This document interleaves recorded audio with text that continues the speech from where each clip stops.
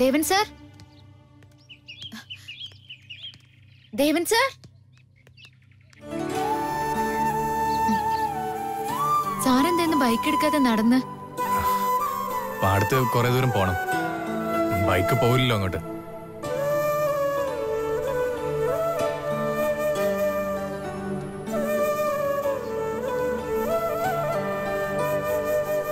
രണ്ടു ദിവസമായി സാറിനെ കണ്ടിട്ട്. പുറത്തേക്കൊന്നും ഇറങ്ങാറില്ലാന്ന് തോന്നുന്നു. ഇന്നലെയും വീട്ടിൽ തന്നെ ആയിരുന്നു അല്ലേ? ഇന്നലെ അമ്മയുടെ ഓർമ്മ ദിവസമായിരുന്നു അല്ലേ?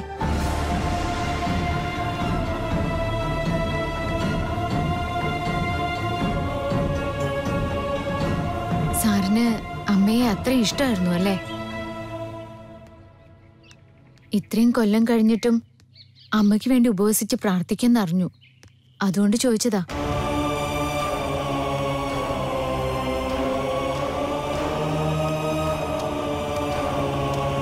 സാർ, സോറി, ഞാൻ വിഷമിപ്പിക്കാൻ വേണ്ടി ചോദിച്ചതല്ല. ഇത്രയും വിഷമം തോന്നുമെന്ന് അറിഞ്ഞൂല്ല. സോറി. ആ കാര്യം നമുക്ക് സംസാരിക്കണ്ട.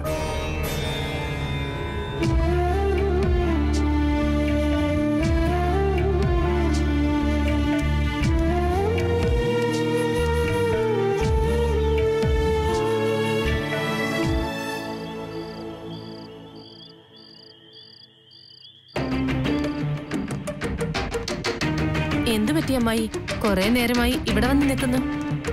ഓ, ഞാനിങ്ങനെ മോളുടെ കാര്യങ്ങൾ ആലോചിച്ച് നിന്നതാ. നമ്മൾ ഉദ്ദേശിക്കുന്ന പോലെ കാര്യങ്ങൾ നീങ്ങുന്നില്ല എന്നൊരു തോന്നൽ.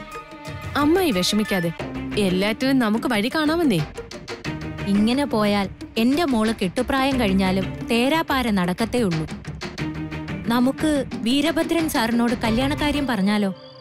വിഷ്ണുവിനെ കൊണ്ട് പറയിപ്പിക്കാം. അത് പറയാറായിട്ടില്ല അമ്മായി. അച്ഛനും തോന്നണ്ടേ ഇത് ദേവേട്ടന് പറ്റിയ പെണ്ണാണെന്ന്? ഇനി അച്ഛൻ പറഞ്ഞാൽ തന്നെ ദേവേട്ടനും മനസ്സിൽ ചെറിയൊരു ഇഷ്ടമെങ്കിലും തോന്നണ്ടേ? അതാ എനിക്കും സംശയം. ഇത്ര നാളായിട്ടും ദേവൻ വല്ലിയോട് ഒരിഷ്ടവും കാണിക്കുന്നില്ല. അമ്മായി, ഇത്രയും നാളും ബ്രഹ്മചാരിയാണെന്നും പറഞ്ഞ് സ്ത്രീവിരോധിയായി നടന്ന ആളല്ലേ ദേവേട്ടൻ?